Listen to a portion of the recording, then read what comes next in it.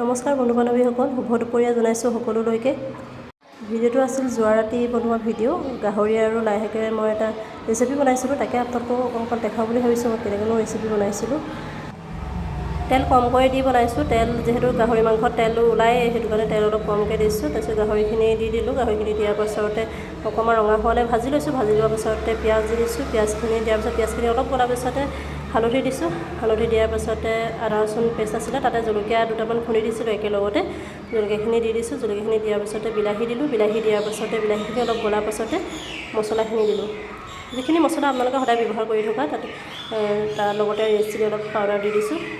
সেইখিনি অলপ গলাৰ পাছতে লাই শাকখিনি মই দি দিম। লাই শাকখিনি দিয়াৰ পাছতে লাই শাকখিনি যেতিয়া অলপ সিজাৰ পাছতে হৈ যায়, বেছি টাইম নালাগে আৰু। লাই শাকখিনি বেছি সিজিবও দিব নালাগে, বেছি সিজি দিলে মানে লাই শাকখিনি খাবলৈও বেয়া হয়।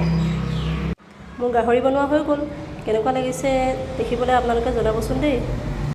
আৰু গাহৰি মাংস কোনে কোনে খাই ভাল পায় জনাবলৈ নাপাহৰিব।